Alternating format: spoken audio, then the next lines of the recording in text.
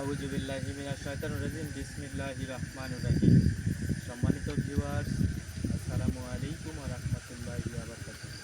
সম্মানিত ভিউয়ার্স, আমরা উপস্থিত হয়েছি এই নিশি রাতে আপনাদের একটি কাজ নিয়ে। সেই কাজটি হচ্ছে একটা পুতুল দিয়ে মরণ বান মারতে হবে। মরণ বানের জন্য আমরা সরাসরি চলে এসেছি যে পরিত্যক্ত জায়গা রয়েছে, ভিটা রয়েছে, এইখানে চলে আসছি। দেখতে পাচ্ছেন পিছনে যে ভিটাটা, এই ভিটাতে আমরা কাজ করব।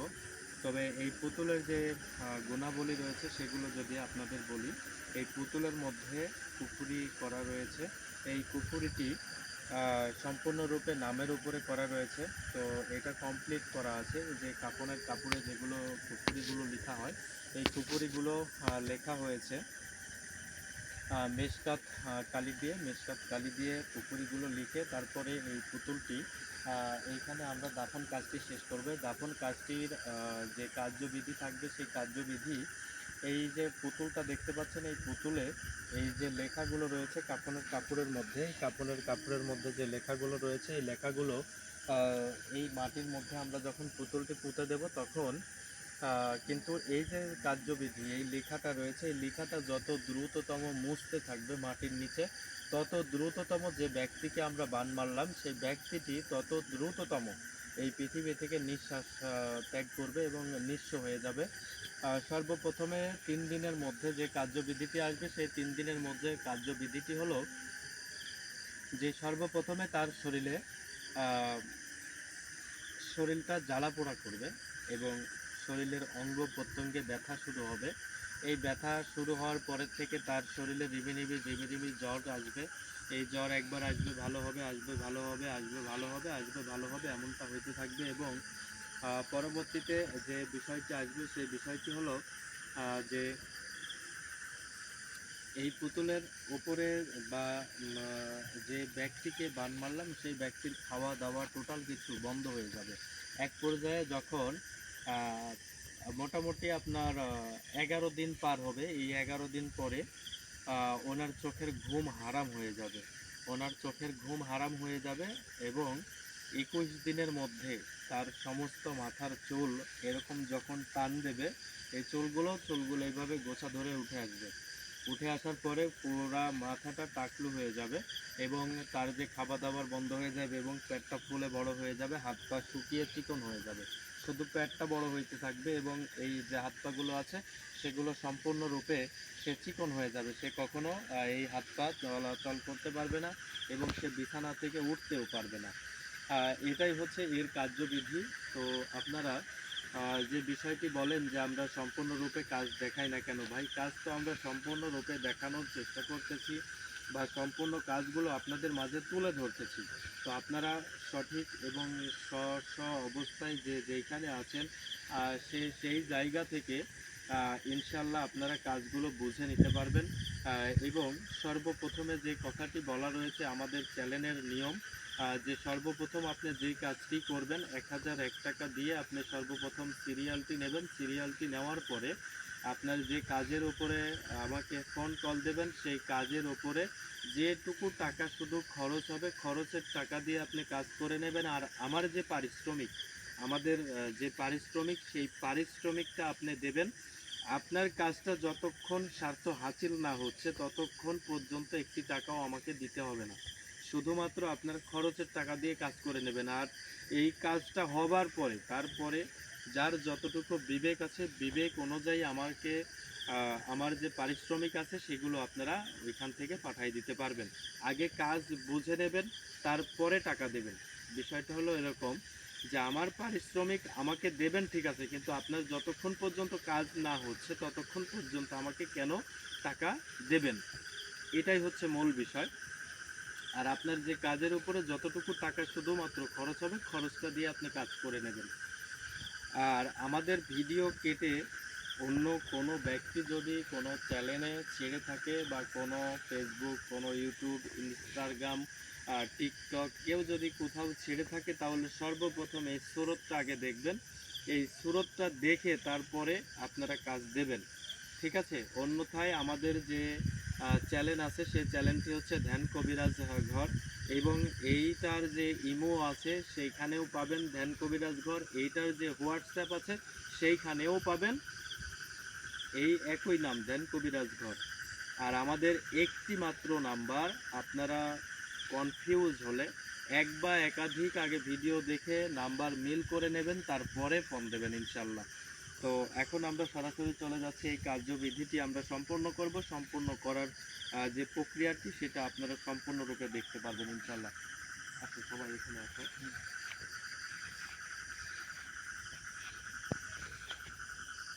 এটা ধরো। এখানে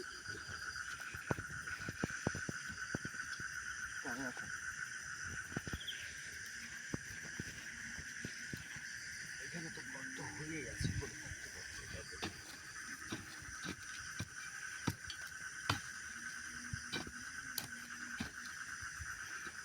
এখানে ভেসে যাচ্ছে তো দেখি এইখানে।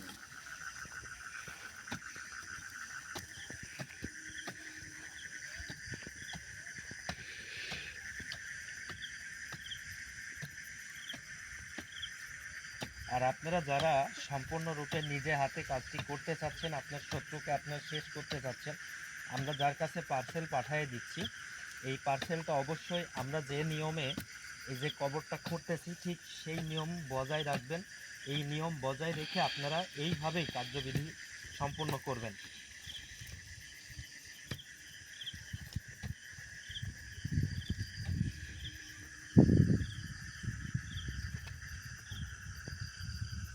এদিকে আগাই আসো, আগাই আসো, আগাই আসো।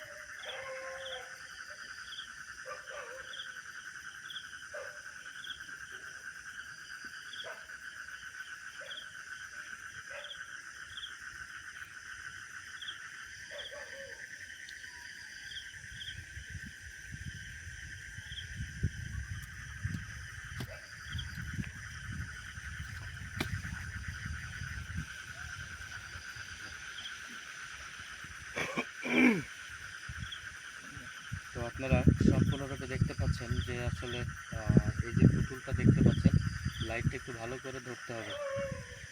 এই যে সম্পূর্ণরূপে দেখতে পাচ্ছেন যে পুতুলটি আমরা আধাত মতো মানে আধ বিঘা মতো এখানে গহীন করলাম। গহীন করে এই পুতুলটি এখন আমরা এটা ধরো, এই পুতুলটি এখন যে দাফন কাজ আছে সেটা সম্পূর্ণ করবো ইনশাল্লাহ। তবে আপনারাও এইভাবেই যারা পার্সেল নিচ্ছেন যে নিজে হাতে করবেন, তাহলে তাদের জন্য একই নিয়ম রয়েছে। এই নিয়ম পালন করে তারপরে আমাকে বলতে হবে আউযু বিল্লাহি মিনাশ শাইতানির রাজিম বিসমিল্লাহির রাহমানির রাহিম।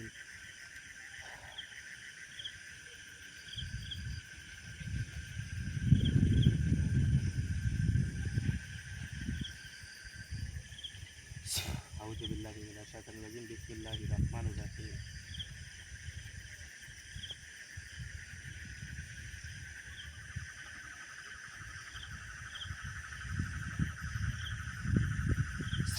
আউযু বিল্লাহি মিনাশ শাইতানির রাজিম বিসমিল্লাহির রাহমানির রাহিম।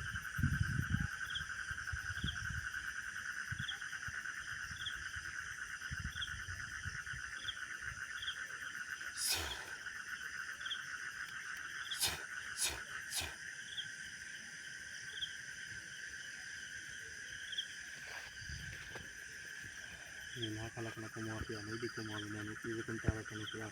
মিনহা খালাকনাকুম ওয়া ফিহা নুইদুকুম ওয়া মিনহা নুখরিজুকুম তারাতান উখরা। মিনহা খালাকনাকুম ওয়া ফিহা নুইদুকুম ওয়া মিনহা নুখরিজুকুম তারাতান উখরা।